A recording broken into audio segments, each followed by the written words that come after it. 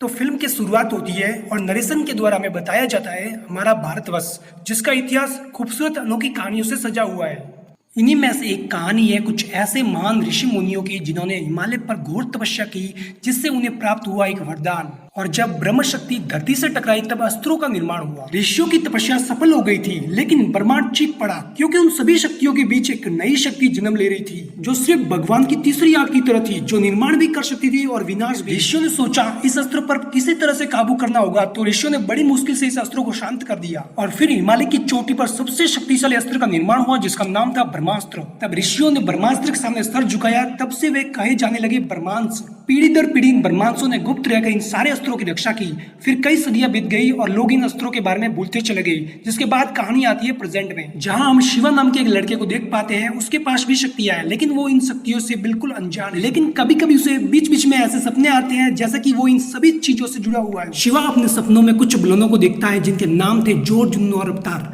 दरअसल ये वो लोग थे जो ब्रह्मास्त्र के उन टुकड़ों की तलाश में है जो कि बिखर चुके थे। लेकिन उन्हें मोहन नाम के एक आदमी के बारे में पता चला है, जो कि ब्रह्मांश का ही एक आदमी है। और जुनून और अवतार को पूरा शक है कि मोहन के पास ब्रह्मास्त्र का एक टुकड़ा जरूर है। मोहन असल में एक साइंटिस्ट है जिसका रोल प्ले किया है शाहरुख खान ने। तो जोर, जुनून और अवतार मोहन के घर में घुस जाते हैं। इसके बाद उन सभी के बीच होती है एक जोरदार फाइट।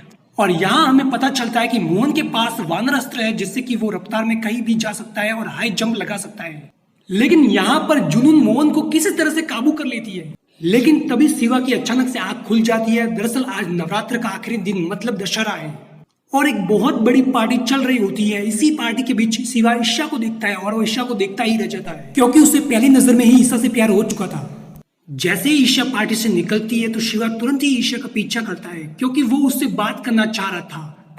जैसे ही वो उससे बात करता है तो शिवा को पता चलता है कि ईशा बहुत बड़े घर की है और वो लंदन में रहती है।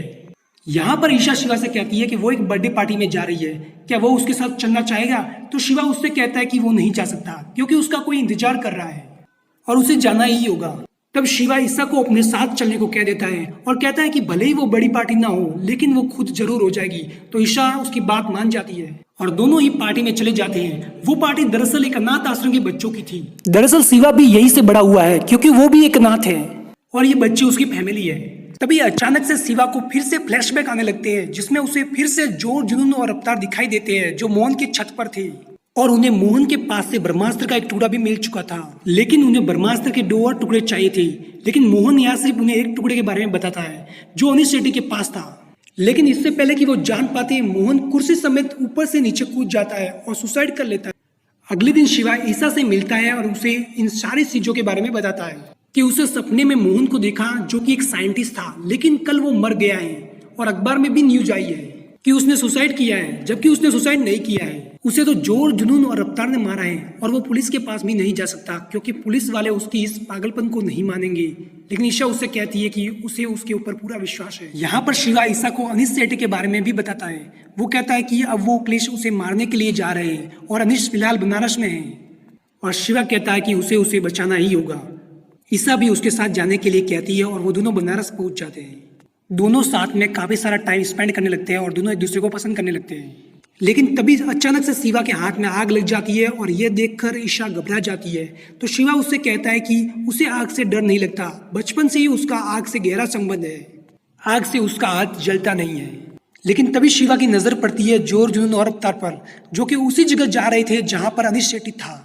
उनके बीच एक जोरदार फाइट होती है। इससे पहले कि वो लोग शिवा को मार देते, तभी अनिश की एंट्री होती है और वो उन दोनों को बचा लेता है। यहाँ पर हमें पता चलता है कि अनिश के पास नंदी अस्त्र है, साथ में उसके पास ब्रह्मास्त्र का दूसरा टुकड़ा भी है, इसलिए जोर, जुनून और अवतार उसके पीछे आई थी।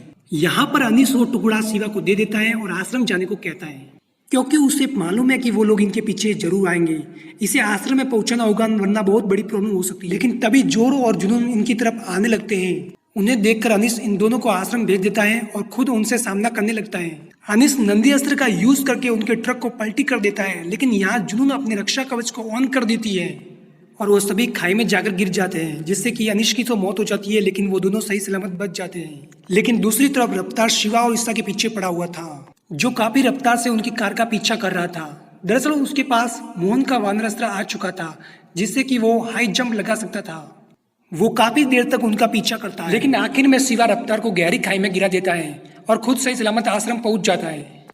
यहाँ गेट भी लगा हुआ था जिसे शिवा फांद कर दूसरी साइड चला जाता है, लेकिन ईशा इसी साइड रह जाती है। लेकिन तभी हम देखते हैं कि रफ्तार मरा नहीं है, बल्कि वो तो अभी जिंदा है और वो ईशा को मारने ही वाला होता है। तभी अचानक से शिवा के पास कुछ शक्तियाँ आ जाती है और वो रफ्तार को आग से जलाकर मार देता है।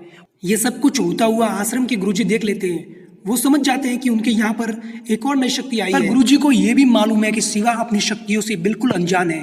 उसे अपनी शक्तियों का यूज करना बिल्कुल भी नहीं आता। उसे बहुत कुछ सीखना होगा। लेकिन शिवा उनसे कहता है कि उनकी लड़ाई में वो साथ नहीं दे सकता, क्योंकि वो ईशा से बहुत प्यार करता है और वो उसे खोना नहीं चाहता। तब गुरुजी उससे कहते हैं कि अगर उसे अपनी मम्मी पापा के बारे में जानना है तो उसे यहाँ पर रहना होगा और बहुत कुछ सीखना होगा। तब ईशा को वापस भेज दिया जाता है, क्योंकि शिवा की ट्रेनिंग स्टार्ट होने वाली थी।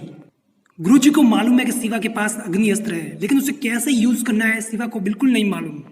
जब वह प्रॉब्लम में फंसता है तो अपने आप अग्नि अस्त्र सामने आ जाता है और उसकी रक्षा करने लगता है।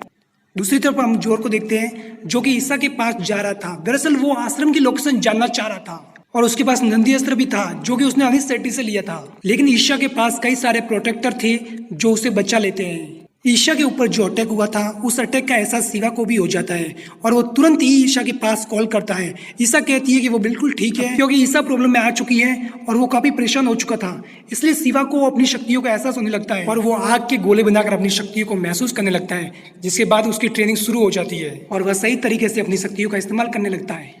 तब गुरुजी उसे सारे अस्त्रों के बारे में बताते हैं कि किस अस्त्र का क्या यूज है। सबसे पहले वो नंदी अस्त्र बताते हैं, जो कि अनिश सेट्टी के पास था। दूसरे अस्त्र के बारे में बताते हैं, जिसका नाम है वानर अस्त्र, जो कि मोहन के पास था। और गुरुजी के पास है प्रभास्त्र, जो कि एक तलवार के फॉर्म में है। और अगला अस्त्र है गजास्त्र, जो कि फ्री फायर की ग्लू बॉल की तरह था।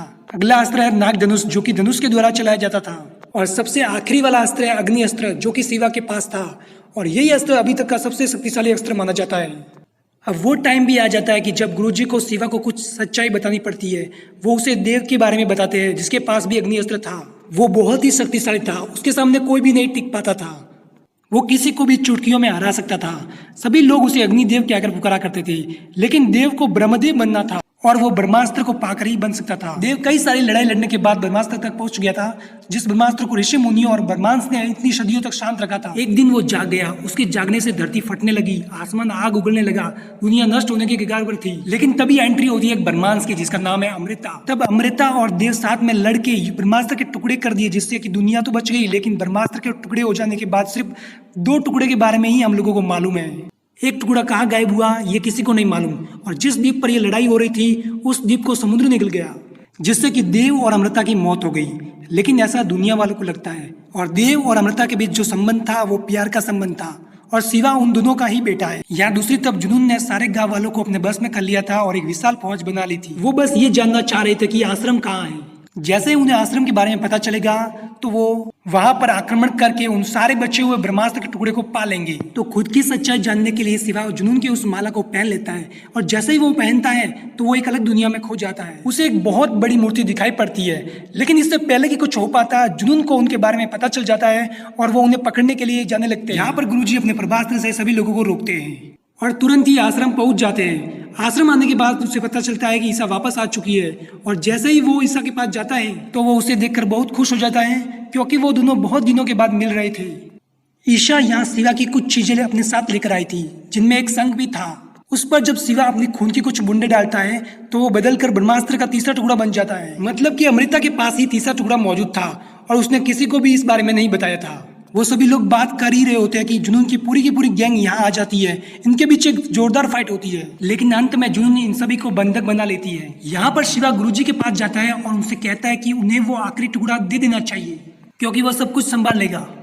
गुरुजी को भी शिवा पर पूरा विश्वास था, इसलिए वो हाँ कर देते हैं। जिसके बाद शिवा जुनून के पास जाता है और आखिरी टुकड़ा देने की बात करता है, लेकिन अगर तीसरा टुकड़ा जुनून को मिल गया तो ये दुनिया पूरी तरह तबाह हो जाएगी। ये बात शिवा को मालूम थी, इसलिए वो उन सभी लोगों का सामना करता है और अपनी अग्नि अस्त्र के द्वारा उन सभी लोगों को बुरी तरह से मारने लगता है। ईशा भी उसके साथ थी और उसे कुछ हो न जाए, इसलिए शिवा एक बहुत बड़े आग का बवंडर खड़ा कर देता है। इसे देखकर जुनून जलास्त्र से वर्षा कराती है और आग को बुझा देती है। ये सब देख शिवा पूरी तरह से हैरान हो जाता है। यहाँ पर जुनून उससे कहती है कि अग्नि अस्त्र उसके देवता ब्रह्मदेव के पास था, ये अस्त्र तेरे पास कैसे है? और अगर है भी तो तुझे हमारे साथ होना था, तू उधर क्या कर रहा है? लेकिन शिवा ठहरा हीरो, वो तो सच्चाई का ही साथ देगा। इसलिए वो उसका सामना करने लगता है। दूसरी तरफ ईसा उस आखिरी टुकड़े को लेकर वहां से भाग निकलती है, लेकिन जुनून उसका पीछा करने लगती है। दूसरी तरफ बाकी सारे बदमाश भी इन सारे लोगों से फाइट करने लगते हैं। जब जुनून ईसा के पास पहुंचने वाली थी और वो उसे मारकर वो आखिरी टुकड़ा हासिल करने वाली थी, तभी ईशा बहुत जोर से शिवा चिल्लाती है। तो शिवा भी गुस्से में तुरंत ही ईशा के पास आता है और जुनून के सामने खड़ा हो जाता है। तो शिवा यहाँ सबसे पहले जोर को मारता है, जिसके पास नंदी अस्त्र था।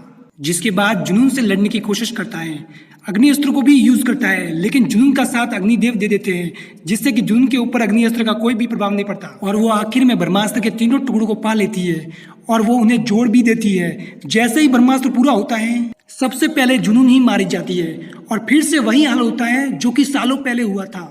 जमीन फटने लगती है, एक बहुत बड़ा तूफान आता है, दुनिया नष्ट होने की कगार पर थी, लेकिन ईशा दूसरी तरफ फंसी हुई थी और शिवा इस साइड था। लेकिन अपने प्यार को बचाने के लिए शिवा कुछ भी करेगा, इसलिए वो अपनी जान की परवाह न करते हुए ईसा के पास पहुंचता है और उसे बचाता है। लेकिन अब उन्हें पता चल चुका है कि उन दोनों की जान जाने वाली है, क्योंकि वो एक ऐसी जगह फंसे हुए थे जहां पर दोनों का मरना एकदम तय था।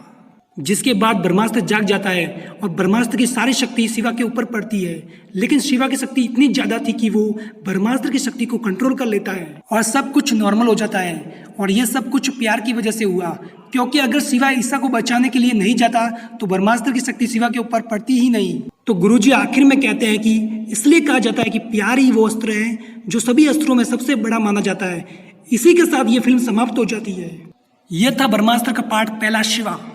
दूसरे पार्ट में हमें अमृता और देव की लव स्टोरी बताई जाएगी। तो दोस्तों, उम्मीद है कि आपको ये वीडियो जरूर पसंद आया होगा, और अगर वीडियो पसंद आया हो तो वीडियो को लाइक और चैनल को सब्सक्राइब जरूर कीजिएगा।